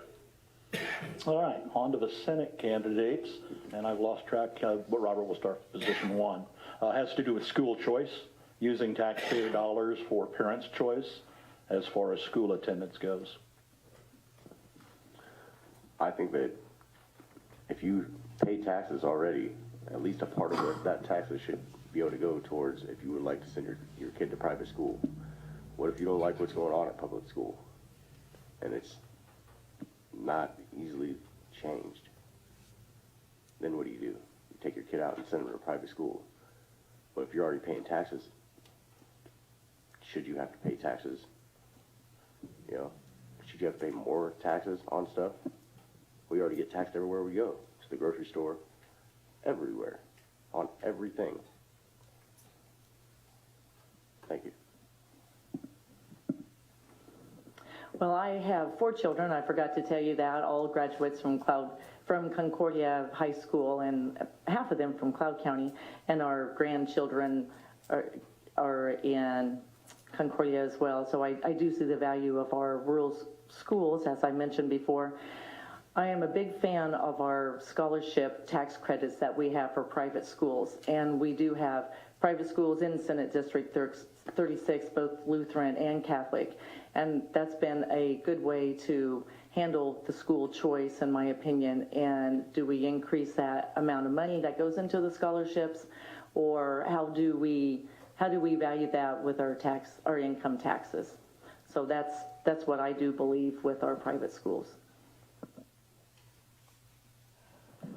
To segue off that, I do fashion myself to be a defender, and I do fight for rural public education. I think it's very important that we maintain it, do the best we can, and I'll be honest, we've got to do a better job of educating kids and get them to a higher level of performance, and by gosh, we're going to do that. I'm convinced that we have a state board that's going to work with us on that. But aside from that, I agree exactly with what Senator Bauer said. I think the scholarship program is the way to deal with choice. We increase the credits, we could increase the amount of money that an individual can give to provide those scholarships to private education. I think it's very important that we maintain that and expand that so that we can allow kids more latitude. We do have school choice now between all public education entities, and I think you know that. But for private parochial schools, I think we need to expand the scholarship choices. Thank you. Personally, I think we already have school choice, and it's kind of like the Medicaid. If you want to expand it, you're going to pay more taxes. And so if you start adding vouchers to a state-funded program, you're going to pay more taxes. I'm not going to support that. And I would just say this, that anytime you're looking at raising taxes on an American public right now, with Biden's new Americans flocking in here by the numbers, you're increasing the burden on every taxpayer here because you're going to pay more for all the services that you're required to give to them. I don't care whether it's medical, education, we can go down the whole list. The counties, you're all going to be burdened because Biden's new America. And by the way, you know, everyone tries to tie me to Laura Kelly. I've overrode so many vetoes on the governor, and they're coming after me because I opposed the corporate tax cuts. I supported the people tax cuts. But look who's walking with the governor on other issues.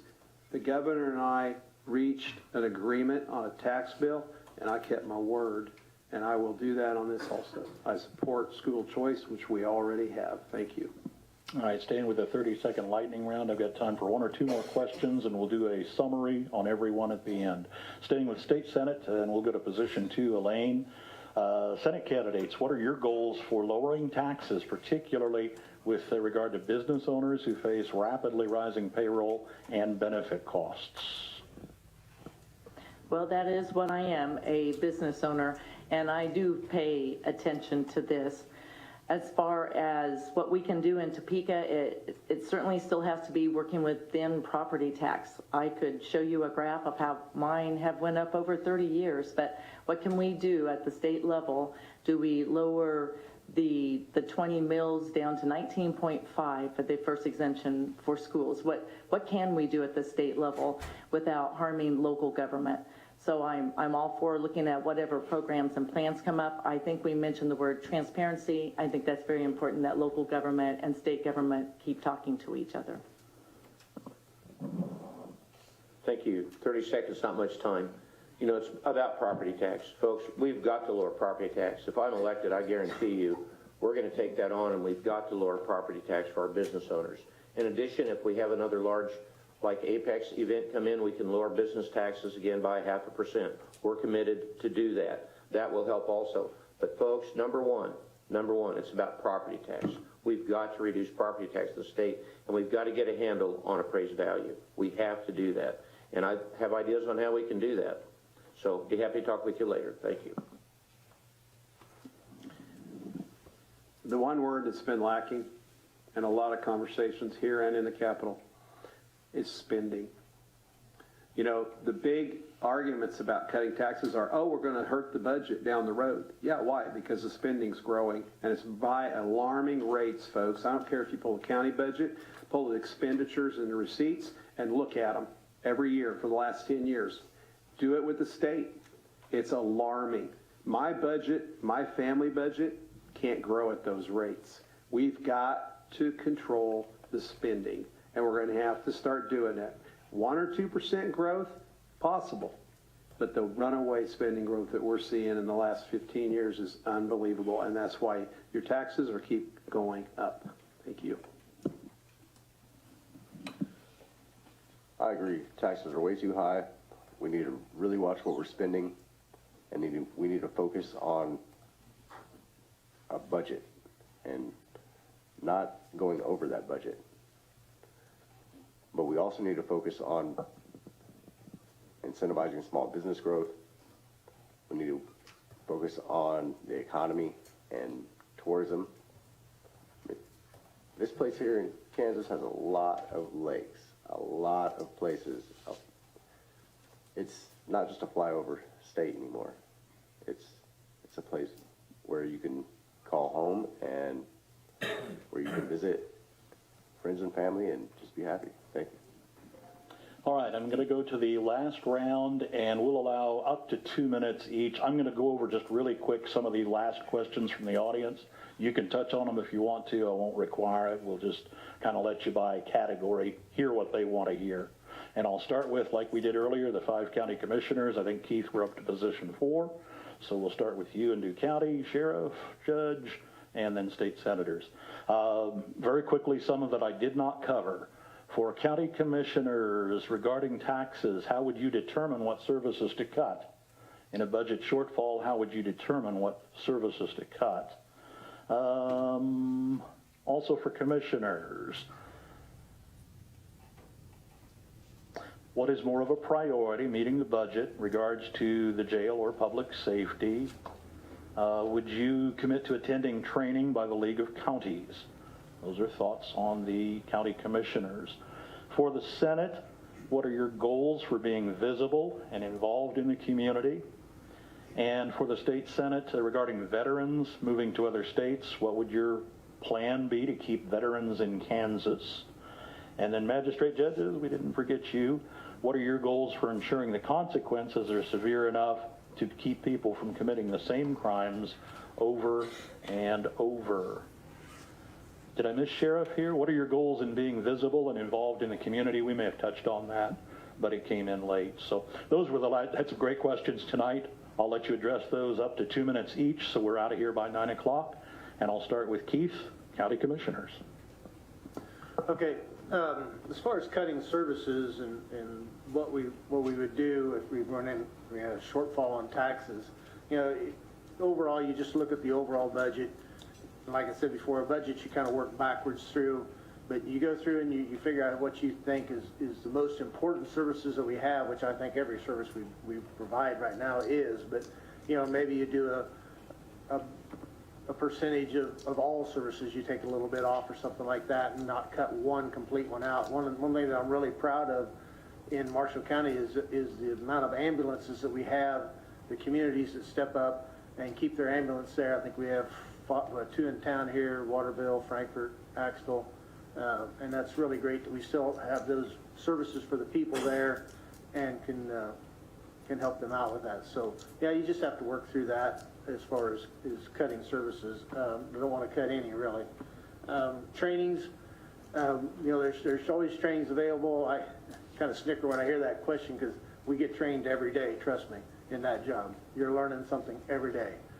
We have just recently started back up. COVID, you know, took some of that away. There was a local county group that got together just here a while back. We went and met with them. Sandy and I did, and it was really good because we talked about it's just the counties from here, right border to counties around us here west. And, you know, they had the same problems we have, which bigger counties do, maybe on a bigger scale. But it was able for us just to network together and work through those things. So that's really good training for us is to get together with that. You also have your Kansas Association of Counties state meetings and things like that. I have not attended those, but that doesn't say I wouldn't. And I haven't, you know, would not go, I would. But so just to work together and build that network together is key. See, because you can always pick up the phone, call another commissioner, you know, in the next deal. I'm also on a listserv with the county commissioners in a 17-county district, and we run ideas, app questions daily. Comes across there to help each other out with that and help each other answer questions. Thank you. The budget question, as Keith stated, I think it'd be best not to just go in and aim for one position to cut out. And you try to look overall divisions. If something's shortfalling or not, maybe not using their expenditures quite as they should be, that you can maybe take away from there to use to fill in other spots. The training is definitely something that probably needs to be done. Somebody in a neighboring county could be having the same problem that you're dealing with, or they've already dealt with it, and you can get some advice from them to see what works or what doesn't work. The best thing is just take it every day and fight one fight at a time that you can deal with, and then work on to the next. We're trying to build a better future for Marshall County. Thank you. Okay. Cutting spending, most everybody wants to do that. But when you ask them, well, which services do you want to cut? Oh, we don't want to cut any, we want to do more. How do you solve that problem? Okay. One thing I've always been interested in, and I've been a township committeeman for years and years, and that's why I moved on up, tried to move on up to the commissioner. The people here, we should have twice, 3 times, 4 times as many people. I'd like to see more people involved in the local governments, the city councils, the city mayor, the township boards, the county offices. It's the people of Marshall County that make it stronger. And we do it through our officers who we elect. Keith went through some of the training and stuff, so I'm not going to get into that. But I think that's one of the best ways we are trained too, is by meeting the people in Marshall County, discussing with them, sharing ideas, and that's what I hope you take from tonight. I appreciate all of you. I appreciate the competition. Whether I get elected or not, I like to see people take an interest in these offices. So that's about all I have to say. Thank you. I agree with Fritz on a lot of things on the budget, whatnot. To cut a department out, maybe we need to look at a few things to move some people around on just different things to make them multitask, you know, and have different jobs. One person can't just have one particular job. But anyway, if I was to get elected to county commissioner, come Monday when we sit down in the meeting, I'll be there. And then at 5 o'clock when the courthouse closes, I will still be there if I want to go one-on-one with somebody and take notes. Thank you. When it comes to the budget, it's hard to cut anything, but I would agree with Keith on this, you know, kind of go down the list and cut a percentage from each of them just so it's fair, because it takes all of them to make a county run well. When it comes to training, of course, the more training the better. You know, you do get trained every day talking to people and what you go through, but training definitely helps. I actually want to thank all you for coming to the forum tonight. I want to thank Marysville Advocate, Candy-wide Republican Central Committee, and want to thank all the candidates running here to serve their community. I've served on the Walnut Township Board for 10 years, the Marshall County Conservation Board for over 10 years, the Farm Bureau Board for 7 years, and the Washington County Rural Water Board for 4 years. And I have farmed my entire life for 43 years. You know, all of these experiences have made me successful and more knowledgeable. As your commissioner, I would put forward a vision for the county's future. I will keep an open mind, know the issues, and focus on what's best for the county. I will maintain high ethical standards and be honest with the public and all other officials in the local government. I hope to have a noticeable and lasting impact on the county and our community's future. I'm qualified, competent, and capable of being a good commissioner. Thank you. All right, up to 2 minutes closing comments. Back up to the county sheriff. Okay, community outreach. We've expanded on that last spring. We started having classes on fraud for the elderly, for computers, phones, whatever. As for the schools, we are in the schools. We have 900 square miles that we also have to protect at the time. We're not in the schools as much as Marysville is, but they only got 4 square miles too. So we try to get out there. If there's any groups that want us to come talk, all they have to do is invite us. I can't show up like to the Kiwanis or anybody uninvited. Let's see, his closing. I've got 21 years experience. I've held about every position in that office except for dispatch, but I have worked in dispatch. I've even cooked. You can't hold this position and not say, or you can't say that that's not my job. I do lead from the front. Yes, I do work Monday through Friday, but you'll also see me out at night, on weekends, and I've even worked through holidays. So I appreciate your vote. Thanks. So I've preached my whole campaign on transparency and community outreach. I try hard to be in the community. We are only 4 square miles. I do realize that. That changes when you go to 900 square miles. I mean, my leadership's from the front. I enjoy being out in the public. I enjoy meeting people. I want you to know me as your sheriff. I want you to approach me, understand. I would appreciate your vote. If I'm elected your sheriff, the day I lower my hand, we're getting to work and we're making things happen. Thank you. All right, down the line, District Magistrate Judge.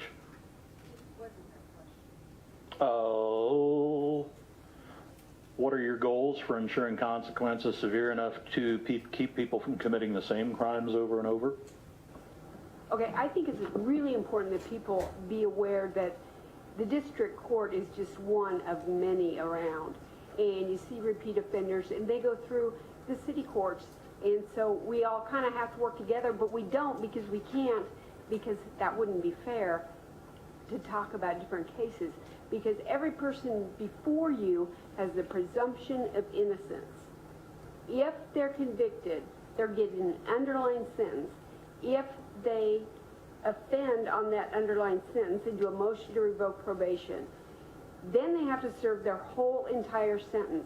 That's happened for the last 19 years in the district court, and it will continue to happen. I don't know what goes on. We cannot afford to have everybody incarcerated. There's just no way that that is going to work, and not from the city or anything. And I realize 1% of the population commits these crimes. And that's why, we don't want to build jails because it doesn't affect us. But if we don't do something, it does affect us. Does that make sense to you? That there are consequences for people's actions, and they are being held accountable in the district court level.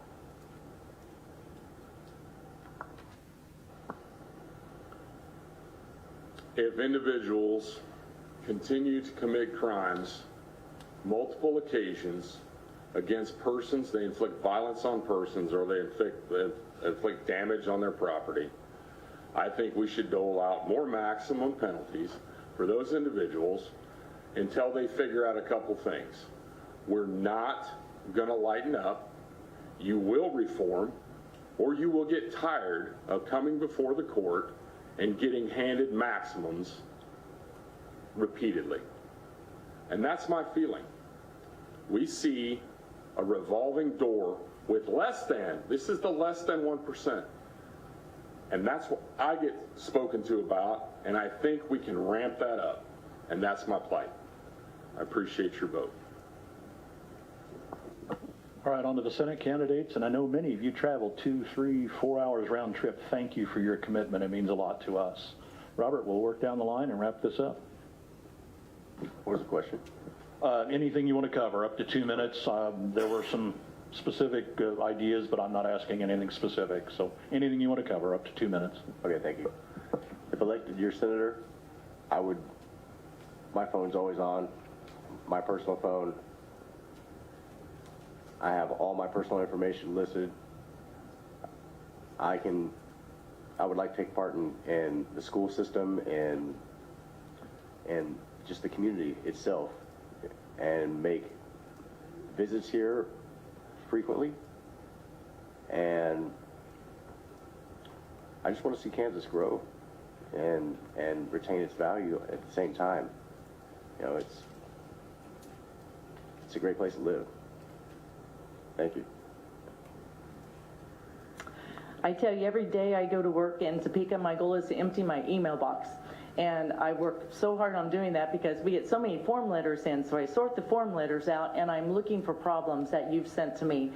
And just know it doesn't take a law to fix someone's problem. It's getting them to the right agency and then getting that problem solved and us following up to make sure it happened and staying on top of that. I think that's very important that we haven't talked about constituent service and what we can do for you, so don't be afraid to email. And then I've listened to you through these years. This year you told me you didn't have enough trained volunteers on your ambulances. We fixed that so you can have an EMT and someone who's certified CPR trained. Yeah, just like a fireman, to be the driver, which makes sense. For the farmers and ranchers in the room, we'll have no sales tax on meat processing. And if you're a farmer and you're replacing your fences, you pay no sales tax on your fencing supplies. And that came out of the wildfire task force on how do we stop wildfires and natural disasters. So those two are really key for our rural areas. But the most important thing is for you to let us know how you need help. I heard no one likes blinking lights. We fixed that with the law. Where new construction, there is no more blinking lights unless we need them on when the aircraft is in the area, and a trigger to make them turn off earlier than when the electricity is sold to a new purchaser. That was the key to that. And keeping veterans at home, I want your ideas because I think removing the income tax off Social Security will help an awful lot in that. So you tell us what you'd like us to do with veterans. So thank you very much. Again, I want to thank y'all for this opportunity. I'm really impressed with the number that turned out tonight. I think it's great. You know, I'm a family physician. I've had a good career as that in Atchison. Talk to any of my patients or folks from that area, from Atchison, Donovan County, they'll tell you that I do my best to take good care of them. You know, part of that is learning to be an active listener. I fashioned myself to be a good active listener. When you're in the exam room with me, you have my full attention, and I will give you everything I have in my knowledge chain, and if I don't know the answer, I'll find it, and we'll get you taken care of. You know, I've been in the Kansas House for 8 years. I'm not a newbie. You know, I can't claim to be an outsider. I'm somewhat of an incumbent running for this office. I've never gotten to hold this office, but I think it's time for a change, and that's why I'm running for it. I won't go into great detail on that at this time, but I will say that I've been unopposed every time in the Kansas House, and I think that indicates to you that I do respond to my constituents. On my card, I have my phone number, my cell phone number. I get calls all the time, day and night, from constituents. I answer every email every day, and I get back with people.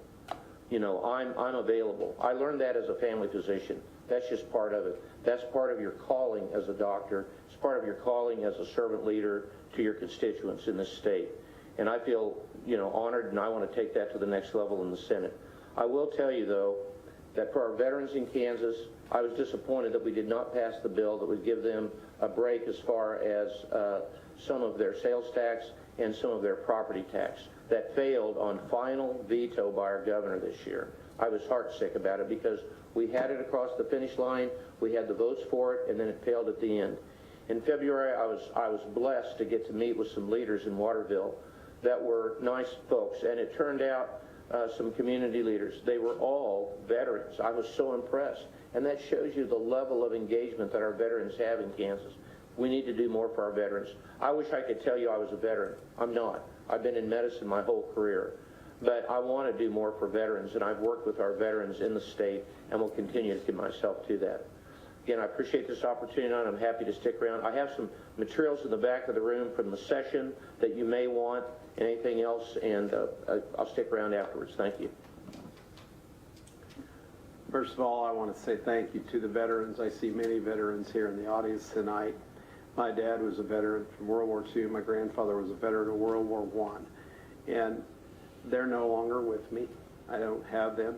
But I work for seniors and veterans and the people in my district. 2008, I will talk about results.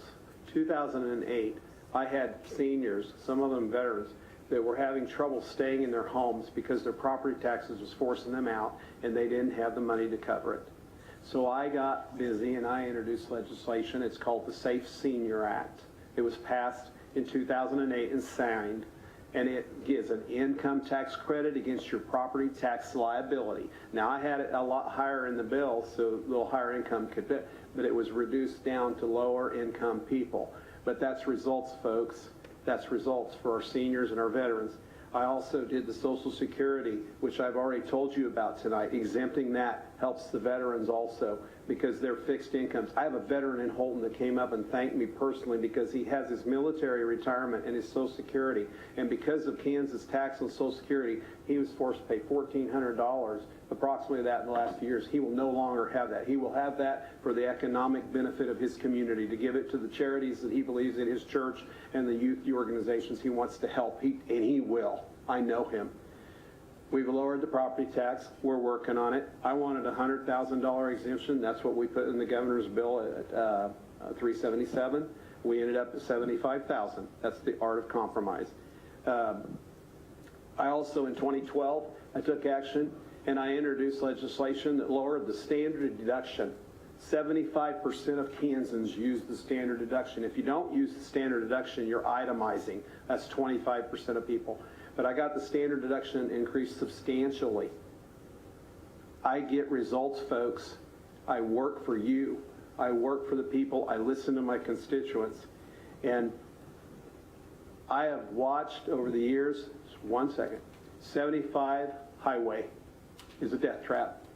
And I have worked my tail off because I've heard people time and time again, we need to get that highway fixed. And we're going to have a 4-lane expressway built north of Holton all the way to K-20 as a result of that work. I will continue to work for you. I will represent Marshall County in the same way I represent the other counties. I'll be there for you. Thank you.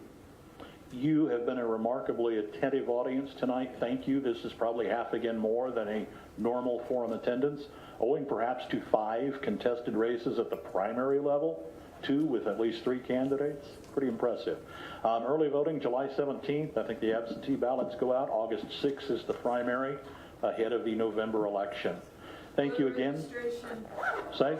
Voter registration closes the 16th. Okay. So You heard it. You heard it. change your name. Be there. Thank you to our candidates. Give them a round of applause.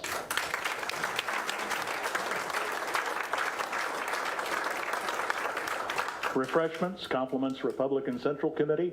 Thank you, BVTV. I think that will be repeated perhaps on air and available on their YouTube channel.